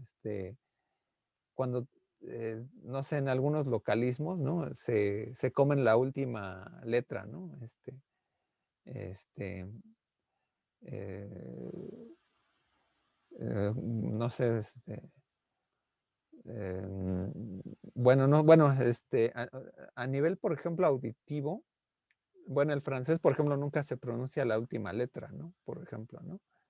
Entonces también ahí son elementos que ahorita a ver si me acuerdo de alguna de las palabras, por ejemplo, de la península, de repente luego se les quitan letras al final, ¿no? O le suman letras, ¿no? ¿No? Por ejemplo, cuando dices, ¿cómo estuviste? Es una parágoge, ¿no? Por ejemplo, ¿no? Rodríguez Billy dice que 5 pesos de la parádoje. A ver, ¿otra vez? Billy menciona un ejemplo que es 5 pesos. ¿Síncopes? 5 pesos. Cinco. Ok, sí, sí. Sí. Ok, sí. Sí, pues es la resta, ¿no? Una resta, ¿no? O sea, ahí, por ejemplo, sustraemos un elemento, ¿no? Hay metaplasmos de sustitución, ¿no? Que es la metatesis. Por ejemplo, aquí altero las palabras, ¿no? Y pues puedo poner aquí en vez de decir tenedor, con las mismas palabras, pues un dortene, ¿no? O sea, es alterar las palabras, ¿no? Hay metaplasmos de intercambio como la onomatopeya, como por ejemplo los sonidos, por ejemplo un splash, ¿no? Por ejemplo. Una aliteración es jugar, por ejemplo, la rueda en las ruedas del ferrocarril, ¿no? Donde pues la R resuena mucho, ¿no? La anadiplosis es donde, por ejemplo, yo repito la misma palabra con la que inicio, es la que, es, con la que la termino. Bueno, o más, bueno, ahí creo que me equivoqué, es la epanadiplosis, ¿no? Ahí el ejemplo que puso, ¿no? Pero, por ejemplo, la anadiplosis es, por ejemplo, con lo que comienzas, es con la que terminas, ¿no? Y la epanadiplosis es, por ejemplo, con los elementos que están en medio, ¿no? Por ejemplo, ¿no? Por ejemplo, digo, una anadiplosis sería miro tu rostro, rostro es tu luz, lo que miro, ¿no? Entonces, y la epanadiplosis, pues bueno, aquí el elemento del centro, ¿no? Miro tu rostro, rostro es tu luz. Entonces ahí se repite las palabras de la primera oración con la que comienza la segunda, ¿no? Paronomasia, por ejemplo, es por ejemplo, comparar palabras como reja y roja, ¿no? La reja roja, juegas mucho con la palabra, ¿no? Por ejemplo, los trabalenguas son muchas veces paronomasias, ¿no? Aquí habrían otros, ¿no? Por ejemplo, los calambures, ¿no? Los que conocemos muchas veces, por ejemplo, el albur mexicano, pues, se divide en lo que son metáforas y calambures, ¿no? Muchas veces obviamente todo se presta a todo lo sexual, ¿no? En la metáfora, en términos de sustituir un elemento y le pones un elemento fálico, ¿no? Pero hay muchas veces que, por ejemplo, el calambures muchas veces son elementos que juntas dos palabras, ¿no? Con el inicio de otra, ¿no? Pero, por ejemplo, para no dar un albur, un calambur, ¿no? Por ejemplo, si yo, por ejemplo, digo, aquí les brincan, ¿no? Es un calambur porque estoy utilizando las estructuras de las palabras, ¿no? O por ejemplo, lo que dijo creo que una vez Quevedo, ¿no? Que era el único que le podía decir a la reina, ¿no? Que era coja, ¿no? Entonces le pone entre la rosa y el clavel, usted escoja, ¿no? Entonces, tiene dos sentidos, ¿no? Entonces, es un establecimiento donde, por ejemplo, hay se establece el calambur. Entonces, ustedes ya, con su imaginación cochambrosa, pues ya podrán imaginar todos los albures que están en la cuestión mexicana, ¿no? Por ejemplo, aquí en la retórica visual, aquí es lo que quiero es que comenzamos a pensar de lo lingüístico a lo visual, ¿no? Por ejemplo, yo, por ejemplo, aquí puedo tener una dimensión de un cartel, ¿no? En tercera dimensión, en donde yo, el elemento que tengo ahí, el elemento que tengo aquí, pues es una especie de prótesis que la pongo al principio, ¿no? ¿No? Entonces, pero también tiene un elemento aquí que se le restó al cartel, ¿no? Que se ve en pantalla, ¿no? Entonces también tiene un elemento aquí de una síncopa, ¿no? El elemento que se le añade, pues es una prótesis, ¿no? Pero también, como esto está en tercera dimensión, ¿no? Copia la forma del objeto real, ¿no? Y es una onomatopeya visual. Y bueno, aquí no hemos llegado a las figuras de los metalogismos, pero como es una exageración, es una hipérbole, ¿no? Entonces, más o menos se pueden cumplir en un mismo cartel varias figuras retóricas, ¿no? Por ejemplo, aquí tenemos una anadiplosis, ¿no? Visual, ¿no? Entonces, donde, por ejemplo, el elemento con el que comienza esta secuencia, pues más o menos termina, ¿no? Aquí, por ejemplo, aquí tenemos elementos que comienzan y terminan diferente, pero la parte de en medio, ¿no? Es más o menos, si la separamos así, pues estas son iguales, ¿no? Entonces, esta sería aquí tenía una anadiplosis, ¿no? Y una epanadiplosis sería la de abajo, ¿no? Aquí una paronomasia, pues estoy copiando, por ejemplo, elementos, ¿no? Por ejemplo, de repetición, ¿no? Donde aquí es un estilo, pues, postimpresionista, ¿no? Donde más o menos, si veo un cuadro así, ¿no? Más o menos que esté así completo, ¿no? Pues obviamente estoy comparando los dos estilos, ¿no? Entonces, pues, se parecen, ¿no? O sea, en este sentido sería una paronomasia. Si vemos el cuadro completo, digo, en un cartel a veces pueden haber estilos, ¿no? Que, por ejemplo, copien, ¿no? Por ejemplo, em, bueno, no sé, que por ejemplo estén tomando una fotografía y alguien esté pintando el cuadro, ¿no? Por ejemplo, ¿no? Entonces se parece el estilo, ¿no? Que está dentro del discurso, ¿no? O sea, es una similitud, ¿no? Las metataxas, pues bueno, en las metataxas aplican a nivel sintáctico. Por ejemplo, está el hiperbatón, que es una orden de inversión, como por ejemplo, como cuando habla Yoda, ¿no? Si pasar quieres tú, estudiar debes tú, ¿no? O algo así, ¿no? Que de hecho un hiperbatón puede ser también en términos de un orden, no necesariamente que rimen, ¿no? Estudiar tú debes, la lección, este, a la cual debes, ¿no? Bueno, ahí rima, ¿no? Pero pues bueno, pero estoy invirtiendo los elementos, ¿no? Un hiperbatón es eso, ¿no?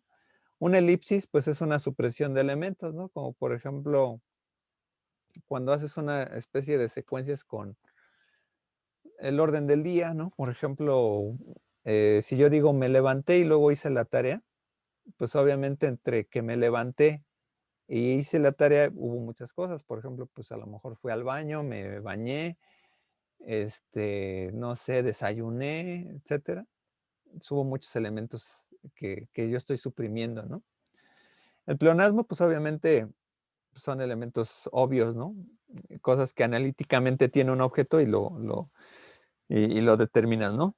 El agua moja, ¿no? Obviamente, ¿no? Entonces tiene una característica muy obvia, ¿no? Entonces lo repites, ¿no? Es una cuestión de adición. La anáfora, pues es, por ejemplo, se parece un poco a la anadiplosis, pero, por ejemplo, si yo voy a estar repitiendo, ¿no? Quiero que hagas tu tarea, quiero que hagas tu tarea, quiero que estudies mañana, quiero que hagas tus deberes, quiero, cuando digo quiero, ¿no? Obviamente lo estoy repitiendo muchas veces. Entonces es una dimensión de repetición y repetición y repetición y repetición de adición. Lo mismo va a ser la dimensión contraria, ¿no? Como la catáfora, ¿no? Eh, quiero que estés bien, deseo que estés bien, anhelo que estés bien.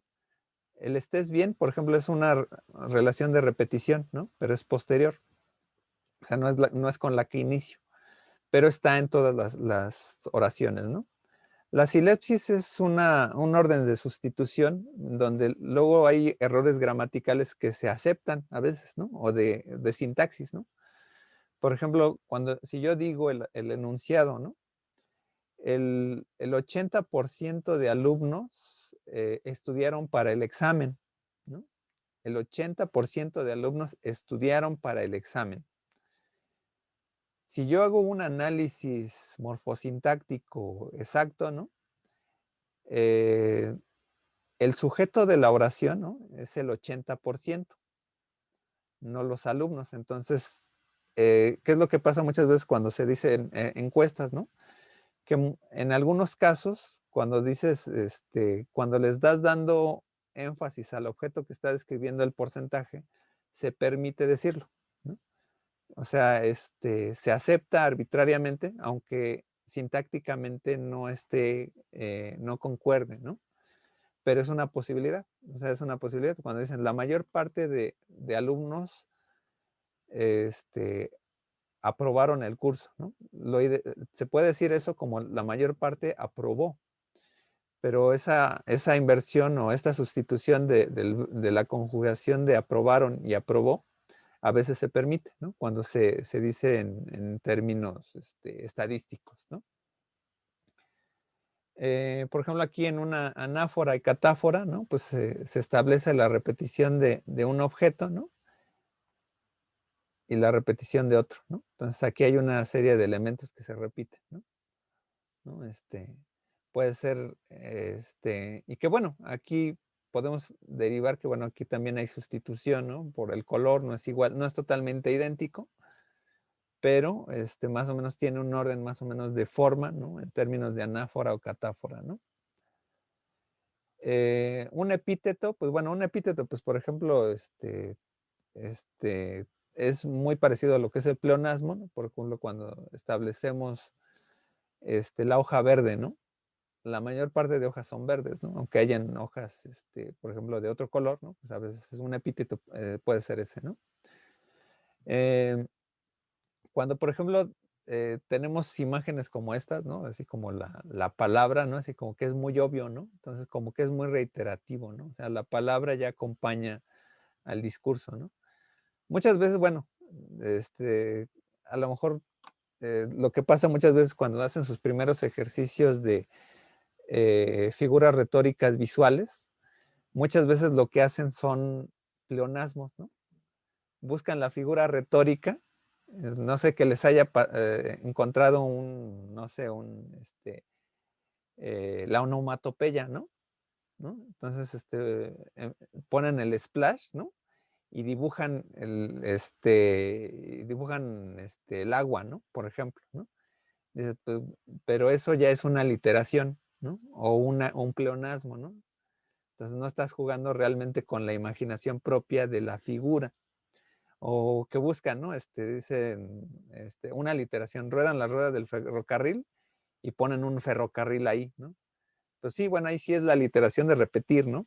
Pero, por ejemplo, otra figura, ¿no? Este, eh, que, por ejemplo, usan un cartel, ¿no? Donde ponen, por ejemplo, un hiperbatón, ¿no? Tipo Yoda y pues ponen a Yoda, ¿no? Dice, pues bueno, visualmente no es un hiperbatón, ¿no? Sería, pues hay como una condición de metonimia en dado caso, porque nada más estás ilustrando la figura verbal, ¿no? Entonces hay que salir de lo verbal para entrar a lo visual. O sea, ese es también el meollo del ejercicio, ¿no? También que es lo que se intenta también con esta dimensión de la actividad, ¿no? Metasememas, pues bueno, estos van en el orden del contenido, del significado, ¿no? Estos son los más, a veces, más obvios, ¿no? Por ejemplo, la comparación puede ser em, Juan es como un rey, ¿no? Porque a lo mejor vive muy bien, etcétera, ¿no? El cómo, pues da el sentido de comparación, ¿no? O dices, Juan es como un perro, ¿no? Porque anda sobres tras todas las muchachas, ¿no? Y les echa el can, ¿no? Como dicen, ¿no? Entonces se lo comparan con un perro, ¿no? Como si estuviera así muy animalado, ¿no? Una metáfora, por ejemplo, es una, una metáfora es cuando sustituimos un elemento, ¿no? Em, por ejemplo, estoy pensando en alguna metáfora, a ver, que sea, es bueno, por ejemplo, puede ser, es el sol de mi vida, ¿no? Por ejemplo, ¿no? O sea, me ilumina, ¿no? Es que Juan me ilumina, ¿no? Es el sol de mi vida, ¿no? Dices, pues no es un sol en términos, ¿no? Obviamente, pues pero tú le das esa característica que es muy brillante, ¿no? Etcétera, ¿no? Una metonimia, pues bueno, ya había dicho hace rato, ¿no? Por ejemplo, es una dimensión que está, por ejemplo, las enfermedades, ¿no? Tiene el mal de Alzheimer, ¿no? La persona Alzheimer descubrió la enfermedad y por eso se instituyó, pues más o menos el nombre, ¿no? O por ejemplo, pues por ejemplo, bueno, las marcas, ¿no? Las marcas instituyen metonimias, ¿no? Pásame el Durex, ¿no? Por ejemplo, ¿no? Porque el Durex es la marca, ¿no? Y sustituyó, en vez de decir pásame la cinta adhesiva, dices pásame el Durex, ¿no? O, o ustedes, ¿no? Que está jugando con el PlayStation, ¿no? Cuando a lo mejor tienen el Xbox o, por ejemplo, los Nintendos, ¿no? Está jugando con el Nintendo, ¿no? Y ustedes tienen un Xbox, ¿no? Entonces, pues, no es un Nintendo, ¿no? O sea, pero pues, en una relación histórica, pues se instituyó el nombre, ¿no? Una sinécdoque, pues bueno, es un elemento del todo, ¿no? Al cual vamos a dar énfasis, ¿no? Y va a representar al todo, ¿no? Por ejemplo, voy a pedir su mano, ¿no? O por ejemplo, em, me quedé con su corazón, ¿no? Pues bueno, es una dimensión figurativa, ¿no? Ahí es una metáfora, ¿no? Y también es una sinécdoque, ¿no? Porque, pues bueno, el corazón, pues es una parte fundamental del cuerpo, pero no lo tienes, ¿no? Una prosopopeya, pues bueno, son elementos que tienen que ver con los animales, ¿no? Por ejemplo, las cosas o los objetos, ¿no? Por ejemplo, mira, ahí está la luna me está hablando, ¿no? Por ejemplo, ¿no? La luna, me habló en la noche, ¿no? Entonces, la luna no habla, ¿no? Pero le das el aspecto figurativo como tal. Este, una hipálague, pues es, por ejemplo, ronda por sendas susurrantes, ¿no? Por ejemplo, ¿no? Pues las sendas pues no hacen ruido, ¿no? Pero le das el carácter como de sonido, ¿no? Por ejemplo, ¿no? Un oxímoron pues es una contradicción, ¿no? Por ejemplo, como el gran pequeño, ¿no? De la familia, ¿no? Por ejemplo, ¿no? Que el hermano menor, ¿no? Ya llegó, es el cumpleaños del gran pequeño, ¿no? Entonces, pues, es el menor, ¿no? Pero pues le dices el grande, ¿no? Entonces ahí o como a Nelson Ned, ¿no? El gigante de la canción, ¿no? Ese es un ejemplo claro, ¿no? Entonces aquí, por ejemplo, aquí tenemos una comparación, ¿no? Visualmente, ¿no? Si encontramos el discurso, ¿no?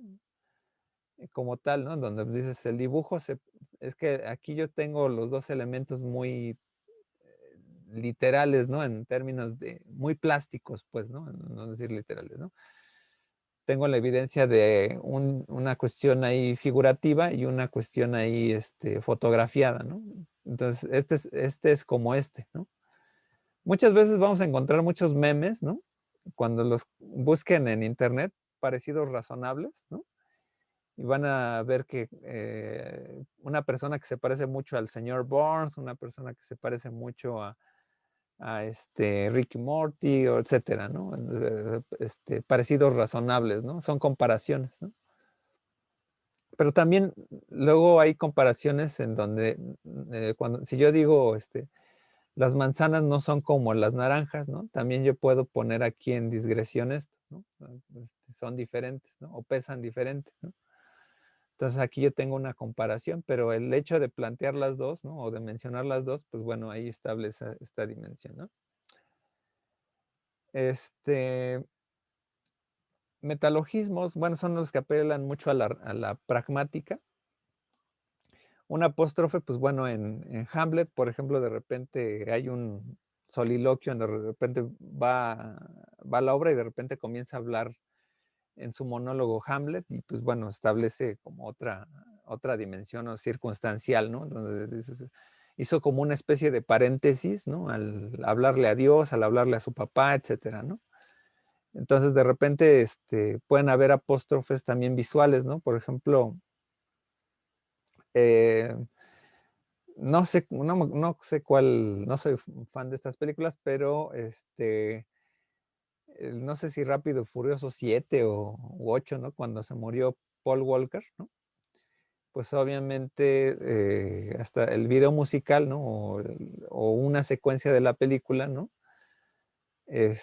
Parece que se despide, bueno, Vin Diesel, ¿no? Se despide del actor, ¿no? Y se va por otro camino, ¿no? En su auto, ¿no? Ahí, por ejemplo, el apóstrofe, ¿no? Apela a que la película está determinando en pensar no en el personaje, sino en el actor. Además de que ahí tiene una metáfora, eh, ahí sí, bueno, es una metáfora muy cinematográfica, ¿no? Decir que Paul Walker siempre va a vivir en el cine, ¿no? O sea, eso es muy es un romanticismo de cinematográfico, ¿eh? O sea, eh, y en ese sentido, pues bueno, pues es una escena, independientemente de los efectos especiales que se veía mal su cara, etcétera, ¿no? El sentido figurativo de apóstrofes se logra, ¿no? Entonces, eso es importante, ¿no? Antítesis, pues bueno, pues es como, por ejemplo, de decir salir para adentro, ¿no? Que muchas veces visualmente se puede establecer como también como la paradoja, ¿no?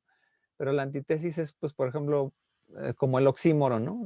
Contraponer elementos la antítesis y el oxímoron se parecen mucho visualmente, ¿no?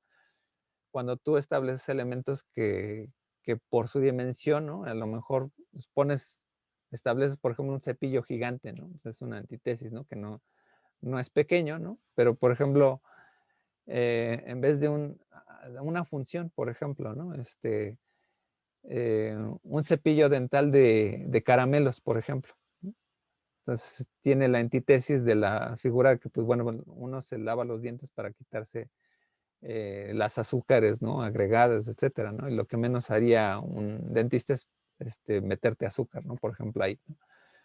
La alegoría, pues bueno, ahí apelamos a la forma, ¿no? Por ejemplo, si yo comienzo a decir, pues en verdad os digo que la retórica le servirá mucho para la clase, en verdad os digo que si estudian, ustedes van a ser mejores personas, ¿no?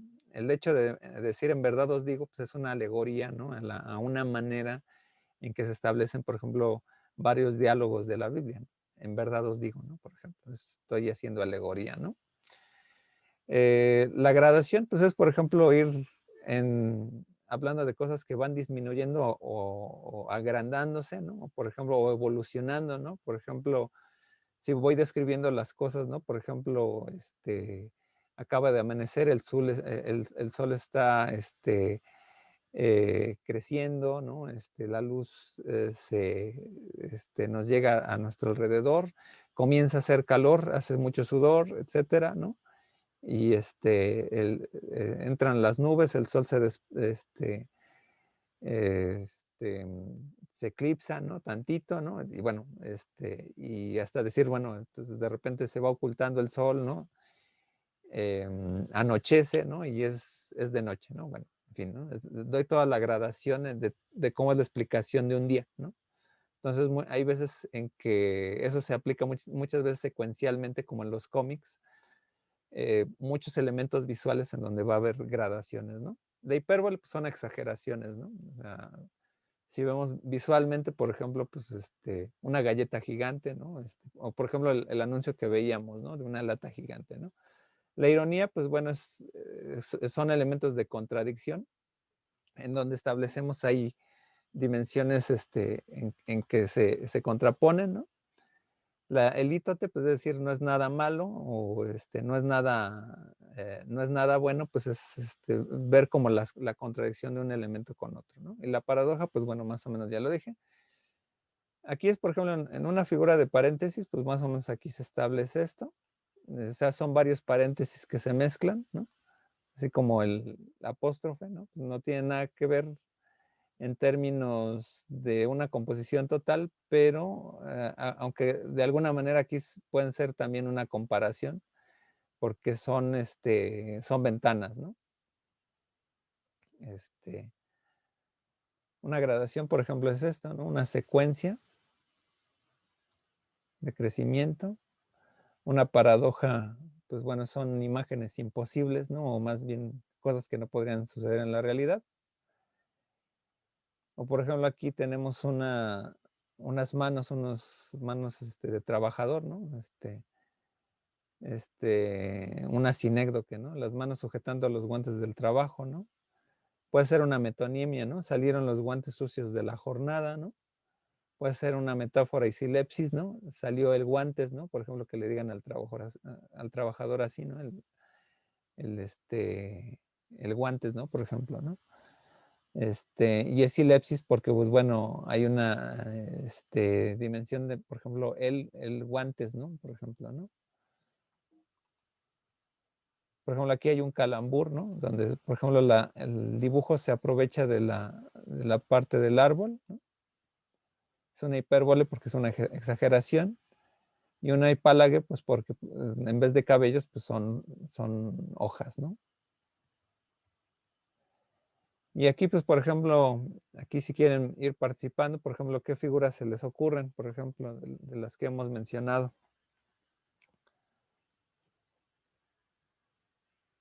Pueden escribir, pueden tomar y levantar la mano. A ver, Billy. Ajá. Sí, me parece que está la hipérbole por el tamaño del tenedor y no sé si los otros son como palillos chinos. Ajá, ok, si es una hipérbole, muy bien. Sí, es una exageración. A ver, alguna otra que encuentren por ahí.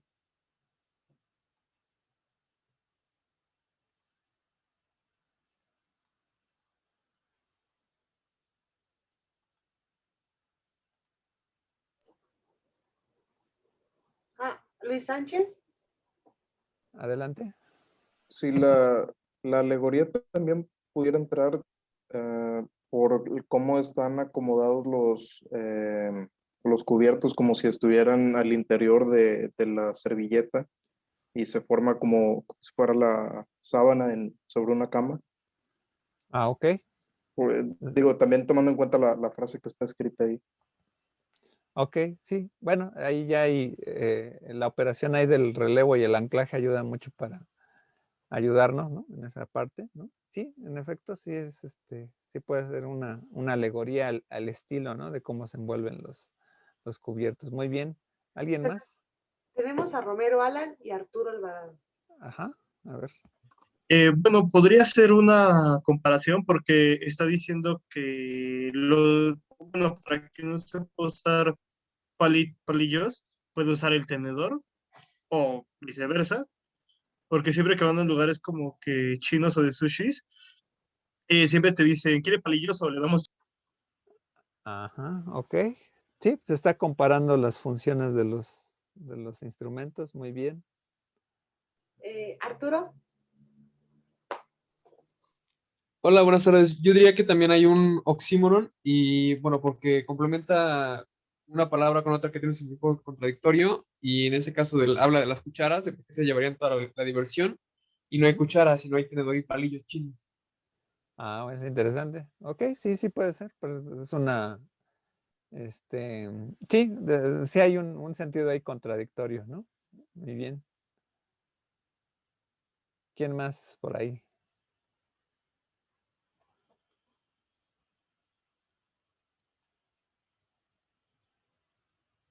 ¿Alguien más? ¿Alguien más? Bueno, ¿tenemos al azar? pasamos con otro cartel, a ver si tengo por acá. A ver qué figura se encuentran por acá.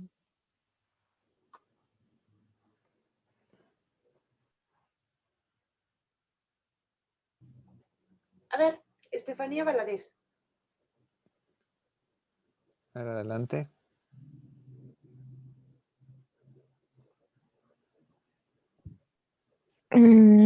Podría ser hipérbole. A ver, ¿por qué? ¿Por qué sería? Bueno, no sé si por el pelaje. Pelaje. Pero, a ver, ¿cuál es el sentido de la hipérbole? ¿Cuál es como que lo que tiene de característica la hipérbole? Mm, es que no sé, no entiendo muy bien el sentido de esta imagen. Ah, ok. Supongo que es por el calentamiento global o algo así. Ajá. Sí, pero es que esto sirve un poco para poner como la ejemplificación de cómo analizamos, ¿no? No existe, por Te pongo ejemplo, manos levantadas. ok, bueno, nada más explico un detalle, ¿no? No hay figuras retóricas más acertadas o menos acertadas, sino lo que puede existir es que a veces lo que puede ser desacertado es cuando no explicamos, ¿no? Esa es en esa parte debemos de decir, bueno, sí es una hipérbola, pero porque creo que tiene estos elementos lo que estoy viendo, ¿no? Entonces, la cuestión es que no tengan miedo para equivocarse en este sentido, ¿no? O sea, precisamente para eso es este pool de observaciones, ¿no? Bueno, ¿quién sigue? Tenemos a Valeria y después Adelante. a Ariel.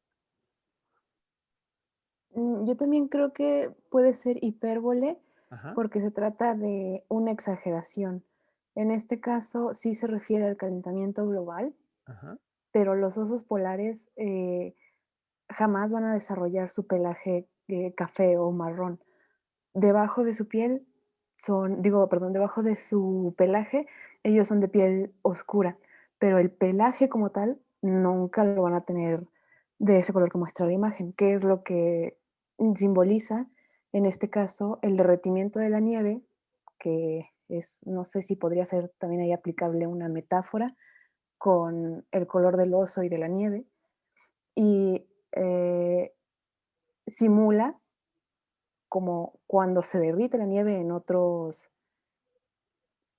ecosistemas que no son el Ártico, donde hay tierra, y entonces vemos este patrón de tierra mojada, lodo, como la parte superior, y el hielo que se está derritiendo. Entonces yo veo que podría ser ahí hipérbole por la exageración y la metáfora.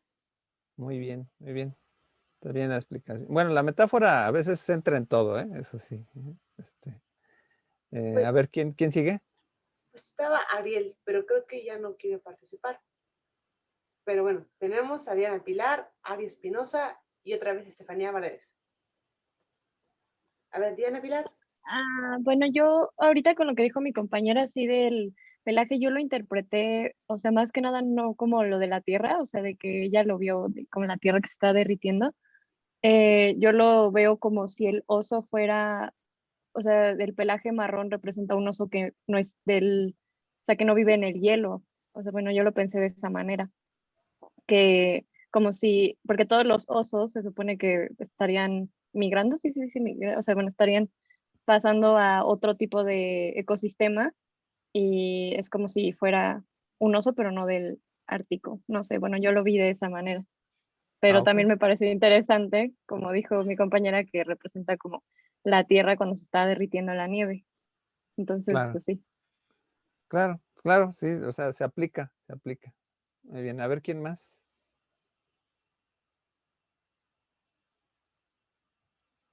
Seguimos con Ari Espinosa. Ajá, Ah, sí, ¿me escuchan? ajá, sí, sí, sí, adelante. Pues yo también lo vería así un poco como el hecho de que, o sea, a, a quienes les puede dar el sol, pues es a los osos como los grizzly, pero a un oso polar tiene que estar pues en la nieve, ¿no? Y yo lo veía más bien como, o sea, como una lítote, así se dice, Ah, ok. porque pues en realidad pues consiste como no expresar totalmente lo que quieres dar a entender, pero sin embargo la gente comprende la intención de lo que quieres decir, ¿no? Y en este caso está diciendo que pues el oso está viviendo en situaciones que no debería vivir. Ujú. Ok, O sea, está viviendo el clima cuando no tendría que ser así, y ese cambio climático es por pues el calentamiento global. Entonces, o sea, aunque no lo expresa como tal, pues sí lo da a entender de esa forma, ¿no? Por eso yo diría también que puede ser una lítote. sí, bueno, así como lítote, pues sí, finalmente no la, no la pasa bien, ¿no? Sería ahí bien, ¿no? Pero sí, sí tiene el sentido, ¿no? Da un elemento de contradicción, ¿no? Ok. Tenemos a Estefanía Valadez. Ok, adelante. Pues iba a decir que también podría ser comparación de lo que le pasa a la Tierra con este fenómeno y de lo que sufre con lo que sufre el oso, ¿no? Ok, bueno, la comparación, ahí, bueno, para las comparaciones visuales muchas veces se necesitaría como ahí comparar más o menos como el otro elemento con lo que lo comparas, ¿no? Si no ese elemento es más metáfora, pero aunque nos da el entendimiento de comparación, ¿no? En ese sentido, la comparación es más presta a los dos tipos de osos, ¿no? Pero de alguna manera, aunque nos dé la idea, creo que sería más idóneo en ese sentido, más la suplantación, ¿no? En ese sentido. Em, bien, bien, de todas formas, el hecho de que participen, ¿no? Sigue Marijose Vázquez. Ah, no. Marijose. Ya no. Ujú. Creo que ya no. Ah, Mano. ok. Bueno, yo estaba pensando en una sinécdoque, porque pues lo que intenta retratar es justo el todo como el calentamiento global, pero pues no están poniéndonos como los datos o todo lo que implica el calentamiento global, sino que solo están tomando una parte de ese todo que es justo esto de los icebergs y el oso. Entonces yo diría que es una sinécdoque. Muy bien. Eso es acertada. La explicación va muy de acuerdo, o sea, en ese sentido, sí es más sólido, ¿no? En ese sentido. Porque sí, sí, en vez de mostrarnos toda la totalidad del calentamiento, nada más con un elemento, nos dan ese sentido. Vamos con otro cartel. A ver, este está un poco más complicado, pero a ver qué pueden derivar de, qué se les ocurre.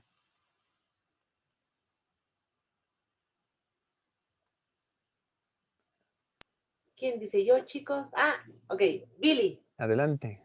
Ah, sí, olvidé el nombre. ¿Era la aliteración cuando es esta repetición? Sí, sí Sí, hay una, bueno, hay pues una es repetición. justamente ese porque hay varias botellas. Claro, ok, sí, están alterando Banart, ¿no? Por todos lados, ¿no? Como si fuera una instalación. A ver, ¿quién más? ¿Quién más? Jessica Evelyn. También podría ser gradación, ¿no, profesor? Por la repetición. Eh, Está un poco complicado, pero en el a ver, ahí hay un elemento de gradación, pero a ver por qué sería. Hay Mm, ¿qué elemento es lo que grada? ¿Qué es lo que pues, se? puede ser el envase del shampoo, Ujú. porque va Mm, como en secuencia.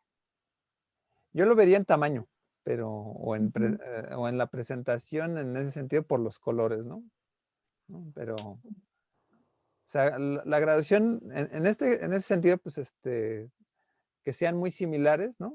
Pues obviamente em, yo lo veo más bien en el orden, ¿no? Como veíamos como en las leyes de la Gestalt, ahí como por agrupamiento, se aplica más bien la dimensión en términos de, a lo mejor, de la perspectiva, ¿no? Ahí en la gradación de perspectiva sí me da un sentido ahí de, se ve más grande, más cercano, más lejano, ¿no?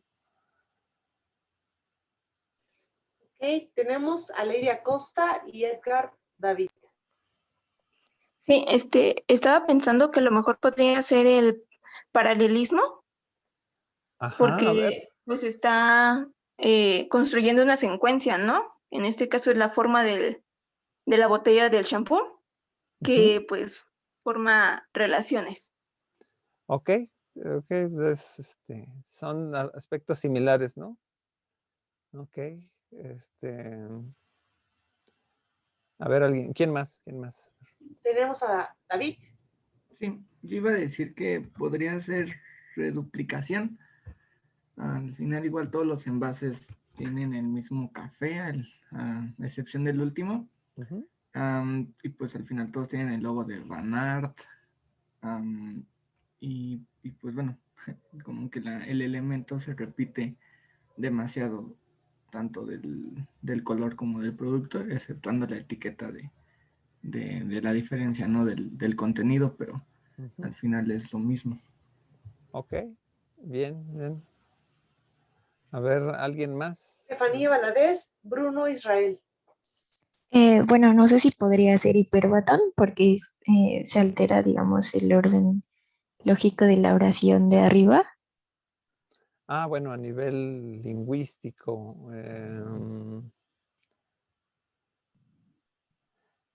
Pero bueno, o sea, el orden sintáctico verbal, para hacer un hiperbatón se tendría que decir las que usan mamás, Coco, él, Banart, eligen, algo así. O sea, para hacer un hiperbatón, ahí sí tendrías que revolver todo, ¿no? O tendría que ser como un collage, ¿no? Donde estuviera todo revuelto, ¿no? Por ejemplo. A ver, ¿quién más? Tenemos a Bruno Israel. Adelante. Podría ser tanto metáfora como el préstamo, pero más que nada en la frase, en el sentido que tiene la oración. Por ejemplo, cuando dice las mamás que usan el coco, no se refiere, bueno, sí se refiere tanto al Banart que es de coco, pero también al significado que tiene la palabra el coco como la cabeza. O sea, las mamás que saben o las mamás que usan la cabeza eligen Banart. Entonces aquí tienen ya tanto el Banart que es de coco como esta metáfora que hace de la cabeza, o sea, o de la, sí, por así decirlo, de la inteligencia o de las que saben, usan Banart. Entonces así ya es el coco pues del shampoo, Ujú. o el coco que es como esta metáfora de la cabeza, ¿no?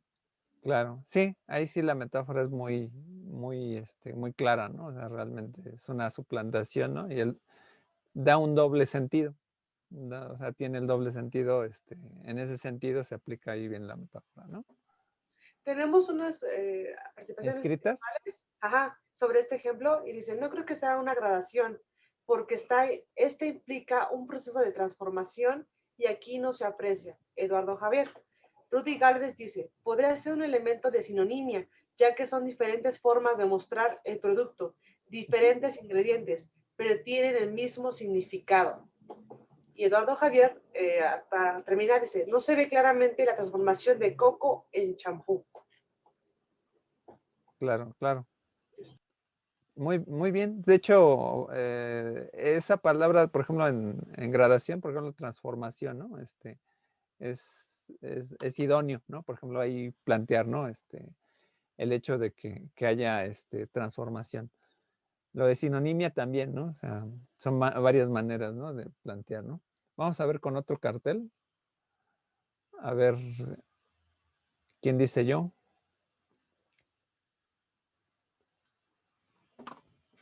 No se vayan. Es que ya estamos sobre tiempo, pero me llevé mucho con la presentación, disculpe. A ver, la última, chicos. Vamos.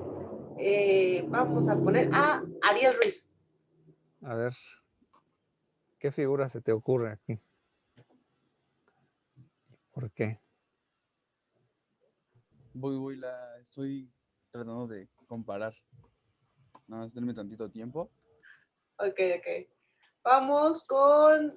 tenemos una manita levantada. Diana Pilar, ¿ok? Adelante. Puede ser una hipérbole por la exageración de cómo la pintura está levantando la botella del barniz, o sea, como si, no sé, bueno, yo lo interpreto como que el barniz es tan poderoso como para, no sé, algo así. Claro. Pero se me hace como esa comparación, no sé, de que el barniz está sobresaliendo, no sé, algo por el estilo. Sí, pues está remarcando la rojosidad del polish, ¿no? Del líquido, ¿no? Entonces sí, muy bien. Billy.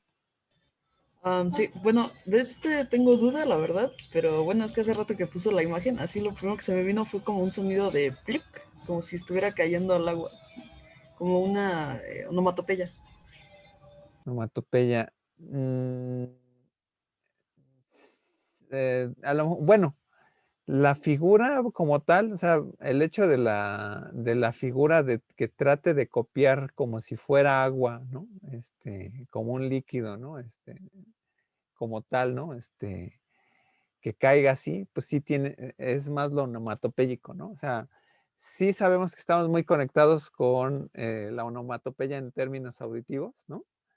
Y aquí hay que transformarlo mucho en cómo se juega, por ejemplo, ese aspecto, cómo el audio, por ejemplo, se transforma, por ejemplo, ahí en lo visual, ¿no? O sea, si tú tuviste esa imagen, o sea, sí es correcto, ¿no? En el sentido de que sí hay hay un juego, ¿no? De cómo es la forma, ¿no? Con el contenido, ¿no? Hay mensajitos escritos y dice Estefanía Valadez, ¿podría ser una sinécdoque? Eduardo Javier Hernández menciona, podría ser un pleonasmo porque se sabe que el barniz es líquido y luego lo ponen en líquido. Y Paulina Celeste Martínez, creo, dice, sí, también pensé en sinécdoque, incluso por el fondo, pero que no está segura. Ok, por el pleonasmo está bien, ¿no? Bueno, cuando tengan una idea, así como lo que es, sí es una sinécdoque, pero ¿por qué, no? Entonces, en ese sentido, bueno, ahorita no vi quién fue, pero bueno, quien dio el hecho de sentido, ¿no? Porque es a lo mejor una repetición, ¿no? O es muy, bueno, yo eso lo escribí, pero del anuncio pasado, no de este. Ok. Ya. Sí, sí. Perfecto. Ok.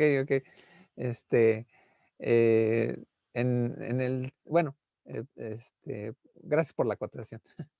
En este sentido, lo que vale habría que ver, por ejemplo, como sinécdoque, pues yo no lo vería tanto, ¿no? Porque en dado caso, pues sería a lo mejor reafirmar el uso, por ejemplo, ¿no? La uña, a lo mejor pondrías la uña con el rojo, ¿no? Etcétera, ¿no? O en dado caso, pues ya, como ya me están mostrando el producto, tendría que ver nada más la parte, ¿no? Por ejemplo, nada más el instrumento, con la brochita, ¿no? Por ejemplo, ¿no? O, por ejemplo, nada más el líquido, por ejemplo, ¿no? Sin poner la botellita, ¿no? Y, por ejemplo, para que fuera como una sinécdoque, ¿no? Bueno, vamos a ver si tenemos algún otro por acá. Bueno, es que ya, ¿qué horas tienes, Marisol? 7:02. 7:02. Bueno, híjoles, lamento que no puse más los ejemplos antes, pero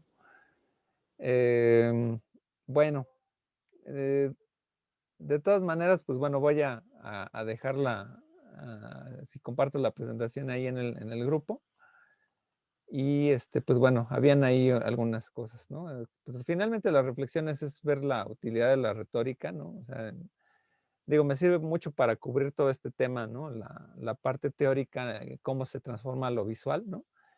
Y pues bueno, o sea, es ver las aplicaciones, ¿no? O sea, la trascendencia de la retórica en general, pues bueno, es grande, ¿no? Pero ya hacer la traducción a lo visual, pues es todo un reto, ¿no? Y pues bueno, desde Barthes, pues bueno, hay algunas ópticas, ¿no? El aporte de Perelman, el aporte del grupo Mu, ¿no? Son importantes, ¿no? O sea, son maneras, ¿no? En que se va vislumbrando esta dimensión.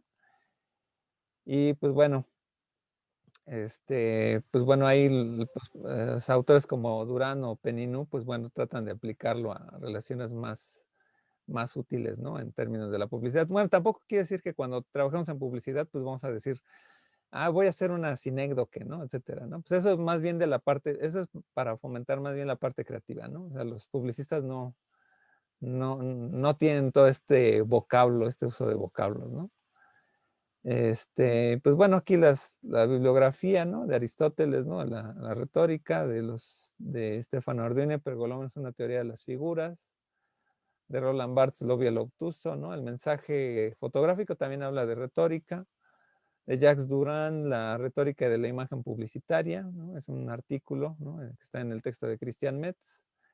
De James pues está los pregolómanos para entender lo que es connotación, denotación, ¿no? Materia, forma, contenido, ¿no? Etcétera. Este texto que revisaron, ¿no? De Marian López Cao, ¿no? De López Rodríguez también está en la plataforma, ¿no? Semiótica de la comunicación gráfica. Retórica general del grupo Mu, ¿no? El texto de Sánchez Orrego, ¿no? De Perelman. Este texto de Francisco Dufo, pues bueno, de ahí están las figuras retóricas, ¿no? Para ver cómo se hacen, ¿no? De Florence Toussaint, pues bueno, por ahí es el esquema muy sencillo ahí de Barthes, ¿no? Por ahí, ¿no? De Blanca Muñoz, estética de lo verosímil, ¿no? Daniel Prieto, elementos para el análisis de mensajes, ¿no? Y pues bueno, el anuncio de Panzani, ¿no? Bueno, pues ahora sí con tiempo de más que me tardé, pues bueno, ahora sí que les agradezco a todos ustedes pues la asistencia a esta sesión. Fue un poco larga, ¿no? Pero pues bueno, era mucho contenido, disculpen, bueno, voy a tratar de acotar la siguiente para otras ocasiones, menos diapos y irme más a la parte práctica. Pero bueno, pues les agradezco mucho pues, a todos su asistencia. Espero que todos hayan escrito su nombre para recogerle el dato de la asistencia. Pues bueno, nos seguimos escuchando para la siguiente sesión. Revisen los textos que están en plataforma. Y pues bueno, muchas gracias y hasta luego. Cuídense mucho. Gracias. Gracias, cuídense. Gracias. Gracias, hasta luego. Chao. Chao, hasta luego.